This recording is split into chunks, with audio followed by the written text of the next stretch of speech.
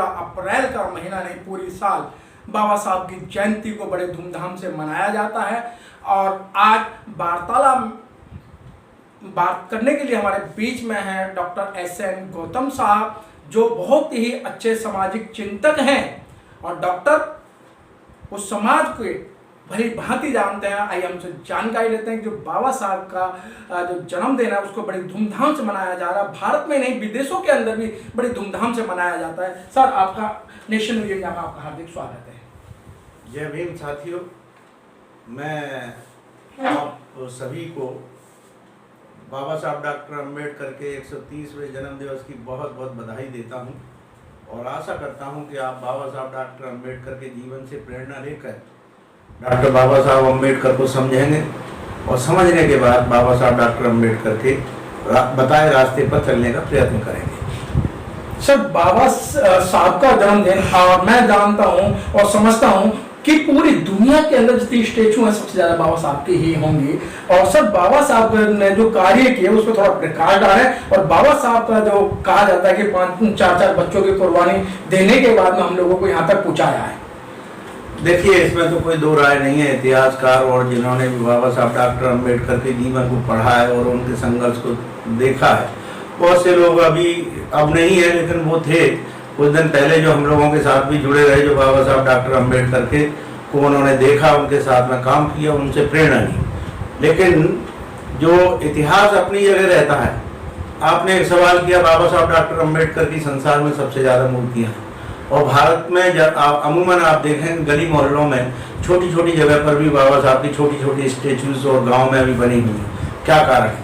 देखो, मैं एक चीज़ आपको बताऊँ, ये मूर्तियाँ और ज़्यादा बाबा साहब की बननी चाहिए।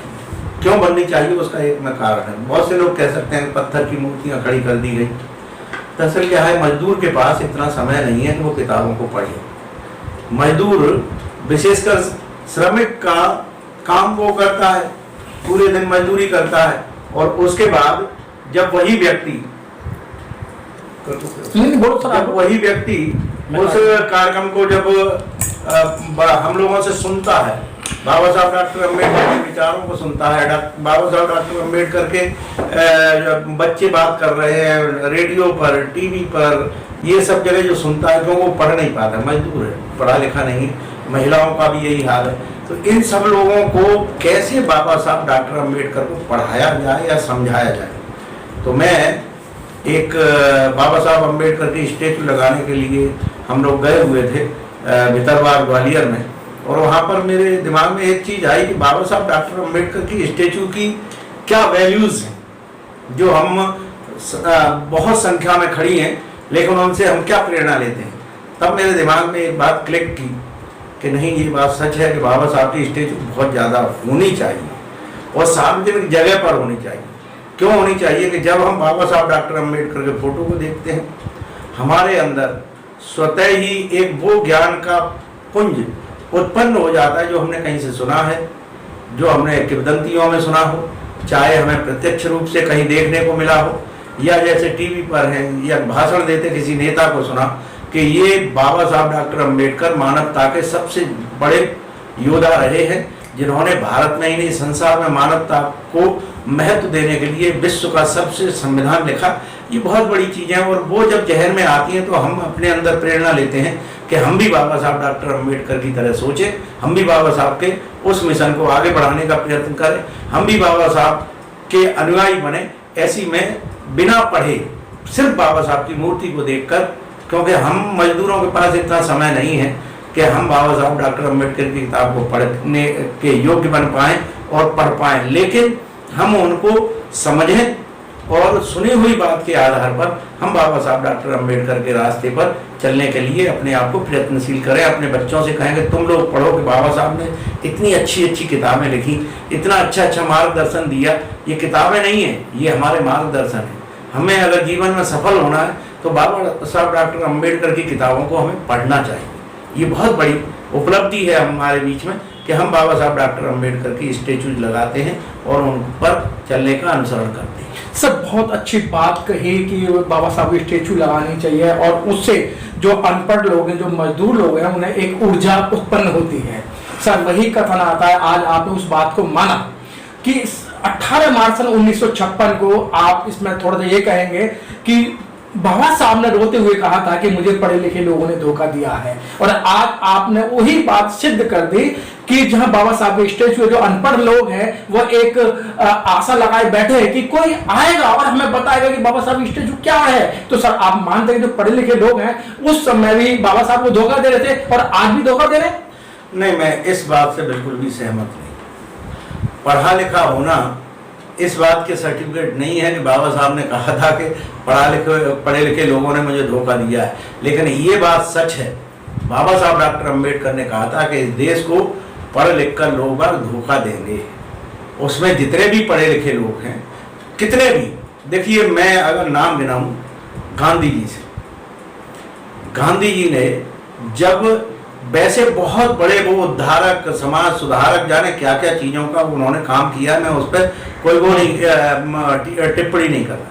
लेकिन जिस दिन डॉक्टर अंबेडकर के प्रयत्न से ब्रिटिश गवर्नमेंट ने डबल मताधिकार और सेपरेट इलेक्टोरेट का जब उन्होंने नियम बनाया, और उस नियम पर अगर हम उस समय खरे उतर गए होते और गांधी जी ने उसका विरोध नहीं किया होता तो आज हम लोगों की हालत इतनी ज़्यादा कुचली हुई न होती, इतनी ज़्यादा पीड़ित न होती। और इसके लिए इतिहास कभी गांधी जी को माफ़ नहीं करेगा। गांधी जी चाहे कितनी भी महानता के उनके परचम लहरा लीजिए, लेकिन गांधी जी ने जो विश्वासघात दलितों, जो उस समय जिन लोगों को वो हरिजन कहते थे, जो उस समय पीड़ित समाज के लोग थे, जिनको बाबा साहब डॉक्टर अंबेडकर उन्हें अनटचेबल के नाम से जो आइडेंटिफाइड किया हुआ था, उन्हें वो शुरू कास्ट के नाम से जब संबोधित करते थे, तो यही गांधी जी ने बहुत बड़ा विश्वासघात किया। और इसके लिए गांधी जी कभी भी क्षमा के प्रार्थी नहीं हो पाएंगे,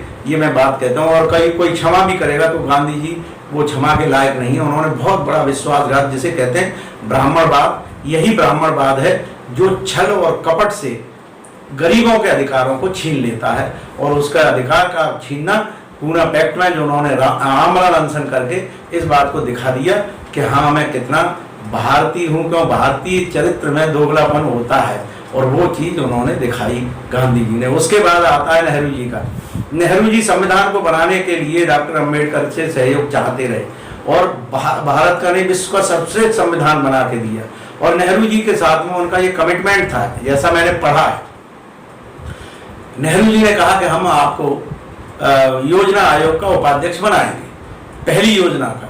अगर उस समय पहली योजना का उपाध्यक्ष अगर डॉक्टर बी.आर. अम्बेडकर को बनाया गया होता तो इस देश के भविष्य की जो तकदीर लिखने की बात संविधान के तहत की थी, वो प्रैक्टिकल रूप पर इस देश में उस जमीन पर उतार दी गई होती। लेकिन नेहरू जी का विश्वासघात रहा कि न उन्हें योजना आयोग का उपाध्यक्ष बनाया, ना ही उन्होंने ये आपका हिंदू कोड बिल को लेके आए, ना ही उस समय जब कहा था कि लैंड रिफॉर्मेशन एक्ट, जब कॉन्स्टिट्यूएंट असेंबली में ये डिबेट थी, उस समय भी ये कहा गया कि नहीं, हम इलेक्टेड जो गवर्नमेंट आएगी उसमें हम लैंड रिफॉर्मेशन एक्ट को लाएंगे। जो लैंड रिफॉर्मेशन एक्ट आज तक न बना, न उस पर डिस्कस किया। इसलिए ये देश में इस तरह के जो धोखे देते रहे। एक और मैं आपको बताऊं, ये आज कहा जाता है IAS IPS लोगों बहुत सुनकाश के लोग नहीं आ पा रहे हैं, आगे क्यों नहीं बढ़ पा रहे हैं, ये इन लोगों की नेताओं की बदनीयती होती है। अटल बिहारी वाजपेयी प्राइम मिनिस्टर थे, उस समय senior most Mata Prasad ji IAS थे, उन्हें कैबिनेट सेक्रेटरी बनाया जाना था, लेकिन उन्होंने उनको UPSC का मेंबर बना करके बाईपास कर दिया। ये होती है धूर्त मानसिकता ब्राह्मणिज्म की, और उसमें अटल जी भी उसमें एक वो बने अंग। उन्होंने उस समय जब मौका था इस देश में एक ऐसे व्यक्ति को कैबिनेट सेक्रेटरी बनाने का जो देश की रचनात्मक सहयोगी बन सकते थे, वहाँ भी उनको वो चांस नहीं दिया गया। यही मानसिकता आज की तारीख में भी बनी हुई है कि हमारे मेंबर पार्लियामेंट, हमारे मिनिस्टर जो भी हैं, बाबा साहब डॉक्टर अंबेडकर के उस पर मैं एक बात कहूँगा कि हमारे यहाँ मैं एक कार्यक्रम में गया था जिसमें प्रधानमंत्री जी भी आमंत्रित थे, और 26 अलीपुर रोड का नाम वो नेशनल म्यूजियम का उद्घाटन होना था। हमारे माननीय प्रधानमंत्री नरेंद्र मोदी जी आए हुए थे, रामविलास पासवान जी भी आए हुए थे, और मिस्टर गहलोत भी थे। गहलोत जी ने अपना भाषण दिया, गहलोत जी ने कहीं भी बाबा साहब डॉक्टर अंबेडकर के नाम पर जय भीम नहीं कहा। सब बात वही है। सुनिए, रामविलास पासवान ने भी इस बात को नहीं कहा, और मोदी जी जब आए तो मोदी जी ने संबोधन दिया जय भीम। मैं सिर्फ इस बात को पूछना चाहता हूं, ये कैसी चाटुकारिता जिसके आधार पर, जिसके संघर्ष से आप लोग मंत्री बने हो। अरे शर्म करो। मैं उस समय एक प्रश्न उठाने ही वाला था, मेरी बेटी ने मेरा हाथ दबा दिया कि नहीं पापा, इस समय ये ऐसी जगह नहीं है कि यहाँ पर ये आप प्रश्न करें, और कोई भी अशोभनीय दुर्घटना आपके साथ यहाँ घट सकती है, क्योंकि ये माहौल ठीक नहीं है। और मैं चुप रह गया। लेकिन मैं पूछना चाहता हूँ कि इन मंत्रियों से, इन संतरियों से, अरे यार तुम कहाँ, कितना बड़ा सम्मान होता है प्राइम मिनिस्टर के सामने आप भी सीना ऊंचा करके कहते हैं कि जय भीम, लेकिन ये लोग जय भीम का नारा नहीं लगाते हैं। ये बहुत बुज़दिल मानसिकता है, और इस मानसिकता से हमें छुटकारा दिलाना चाहिए। यही आप जातिवादी व्यवस्था के कारण है, और अगर जातिवादी व्यवस्था न होती तो हमें इतना ये नीचा देखने की नौबत नहीं आती। सर 25 नवंबर 1949 को बाबा साहब ने जब संविधान सौंपा था, तो बाबा साहब को पता था कि आज से जो मैं संविधान सौंप रहा हूं, जो रिजर्वेशन की जो बात कर रहा हूं, कोई भी समाज की बात नहीं करेगा, एक जो है गुलामों का शहर खुल जाएगा, और आज वो खुला हुआ है। देखिए, प्रश्न अपनी जगह है, लेकिन बाबा साहब डॉक्टर अंबेडकर ने संविधान सभा को सौंपते हुए आखिरी स्पीच में उन्होंने ये कहा था कि ये एक किताब है जो नियमों के आधार पर है, लेकिन इस किताब को लागू करने वाले की नीयत के ऊपर निर्भर रहेगा। जिसके हाथ में ये किताब होगी वो इस पर अपने तरीके से चलेगा।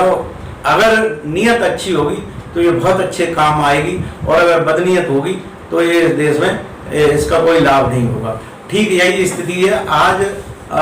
ये कॉन्स्टिट्यूशन, दरअसल क्या पिछले 70 साल में कॉन्स्टिट्यूशन ईमानदार लोगों के हाथ में अभी तक आया नहीं। अगर किसी व्यक्ति के हाथ में आया था तो वो व्यक्ति थे बीपी सिंह जी। बीपी सिंह जी ने जैसे ही शपथ ली थी, सबसे पहले उन्होंने दिल्ली की मलिन बस्तियों को, गरीबों के, उसके लिए उन्होंने बजट एलोकेट किया था। उस समय का करोड़ों में था, शायद 40-45 करोड़ रुपया। तत्काल उन्होंने पहला जो ऑर्डर था वो उन्होंने ये पास किया था, और उसके बाद उन्होंने आरक्षण को, बाबा साहब डॉक्टर अंबेडकर को भारत रत्न दिया। आरक्षण के ऊपर भी उन्होंने प्रयत्न किया जो स्वतः उन्होंने अपनी तरफ से किए। मंडल कमीशन को लागू किया।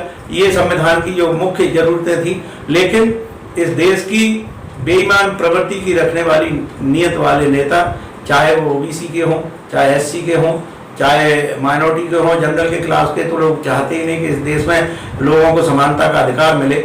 इसलिए बीपी सिंह जी को स्वीकार नहीं किया गया।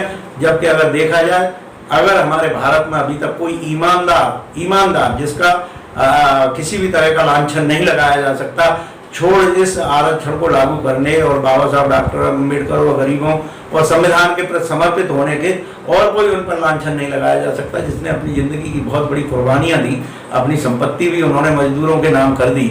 ऐसा व्यक्ति बीपी सिंह हम लोगों के बीच में दोबारा नहीं आएगा। ये हमारे लिए बहुत ज़्यादा प्रेरणा और सम्मान की चीज़ है। वो किस वर्ग के थे, मैं उस वर्ग के नाम पर नहीं, मैं बीपी सिंह के लिए तहे दिल से सलूट करता हूं कि उन्होंने भारत में आकर के कम से कम ये जता तो दिया कि काम किया जा सकता है। लेकिन सर वही बात आती है, आपने बहुत अच्छी बात बताई, बीपी सिंह जी की रिजर्वेशन भी उन्होंने लागू करने की कोशिश, मंडल आयोग भी लागू करने की कोशिश की थी। सर क्या कारण रहा कि 70 साल से लगातार बाबा साहब की पार्लियामेंट में जब स्टेचू लग गई थी, माल्यार्पण हो रहा था, लेकिन ये 2 साल से एक सरकारी खर्चे पे या सरकारी एक मेला लगता था, अब वो मेला भी खत्म कर दिया गया, और बाहर है सर जिसमें 22 पार्टियां हैं।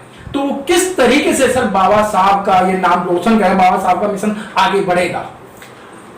देखिए, वो कहते हैं ना कि इस तरह की आपदाओं से दबना और डरना नहीं चाहिए। ये बात सच है कि भारत में इस समय कोरोना एक विकराल रूप लेता जा रहा है। पिछली बार भी कोरोना का एक विकराल रूप था, लेकिन गवर्नमेंट को अपने तरीके से एक सम्मान बाबा साहब डॉक्टर अंबेडकर को जैसा दिया जाना चाहिए था, गवर्नमेंट ने दिया होगा। इतनी मूर्खता के काम नहीं करेगी गवर्नमेंट। लेकिन हाँ, मैं ये कहता हूँ कि कोरोना, अगर डॉक्टर अंबेडकर की सभाएं, डॉक्टर अंबेडकर के नाम से छोटी छोटी जगह सब कुछ और ज़्यादा जागृति आ रही है। ऐसा नहीं है कि इससे कोई हम वो हो रहे हैं, लेकिन हाँ थोड़ा सा मन में वो लगता है कि जब कुंभ के मेले लग सकते हैं, इलेक्शन हो सकते हैं, ये सब चीज़ें हैं, चलो कोई बात नहीं। हम ये मानते हैं कि दिल्ली हमारी सुरक्षित रहे और दिल्ली में कोरोना न फैले, दिल्ली में एक सोशल डिस्टेंस का मेंटेन किया जाए, मास्क को लगाया जाए और हाथों को धोया जाए, सैनिटाइजेशन किया जाए। इसके लिए अगर गवर्नमेंट कर रही है, मैं इसको किसी भी तरह की दुर्भावना के तहत नहीं लेता हूँ। और आएगा वक्त जब हम बाबा साहब डॉक्टर अम्बेडकर के जन्मदिन को उसी जगह पर और भी ज़्यादा उत्साह के साथ मनाएंगे, ऐसी मैं सोच भी रखता हूँ और इसी तरह की सोच में पॉजिटिव मान के चलता हूँ। हमें किसी भी तरह की गलतफहमी समाज में नहीं देना चाहिए। तो क्या नहीं लगता था सर, जो 131 मेंबर ऑफ पार्लियामेंट है, कि उनको एक संबोधन देना चाहिए था कि भी इस तरीके की जो कोरोना कह दें या और कोई के कारण हम जो है इस बार बाबा साहब को माल्यार्पण नहीं कर सके? देखिए, इस देश में बोलने का अधिकार किसी को नहीं है। या तो अपोजिशन में बैठे हुए जिन लोगों के पास अधिकार है, वो भी अगर मेंबर पार्लियामेंट है तो अपने संसाधनों से अपने जुड़े हुए हैं। अब हम जैसे लोग बोलते हैं तो हम लोगों के बोलने से समाज को नक्सली कहलाए जाओगे, अंदर कर दिए जाओगे। हमें अर्बन नक्सल कह दो, हमें गोली मार दो, हमें कुछ भी कर दो, हमें इसलिए अब फर्क नहीं पड़ता है। जिंदगी अब हमने समर्पित की है अपने उन नौजवान बच्चों के लिए, उन लोगों के लिए, समाज के लिए जो आएंगे बाबा साहब डॉक्टर अम्बेडकर का मार्गदर्शन पर आगे बढ़ते हुए। और वो जब कहीं कभार हमारी भी आवाज़ अगर उन्हें सुनाई पड़ेगी तो कम से कम ये तो रहेगा कि हाँ, हमको बीच में भी संघर्ष करने वाले लोग रहे हैं जिन्होंने दिशा निर्देश देने की बात की और उन्होंने अपने को नहीं थोपा, उन्होंने बाबा साहब डॉक्टर अम्बेडकर को ही आगे बढ़ाने की बात की। ये इसका मैं अपने शुक्रगुजार हूँ अपने ज़िंदगी के इन दिनों में कि मैं ये मान के चल रहा हूँ कि मैं अपनी बात अब सोशल मीडिया पर इतने बड़े लेवल पर कहने का साहस कर पा रहा हूँ कि बाबा साहब डॉक्टर अम्बेडकर का संघर्ष ही इस भारत को बचा सकता है। सर बहुत बहुत धन्यवाद, आपने बहुत अच्छी बात कही कि जो बाबा साहब का जो संघर्ष है, बाबा साहब का जो जीवन परिचय है, वही इस देश को आगे बढ़ा सकता है। तो सर आपको लाखों लोग देख रहे हैं और करोड़ों लोग आपको देख रहे हैं इस समय, तो सर उन लोगों को बाबा साहब की जयंती के उपलक्ष्य में क्या संदेश देना चाहते हैं?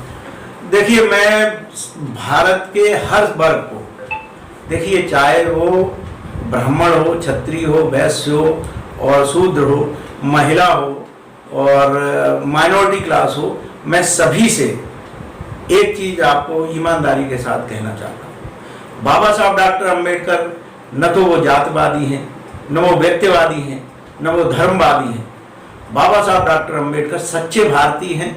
बाबा साहब डॉक्टर अम्बेडकर भारत की भूमि से बहुत प्यार करते रहे हैं।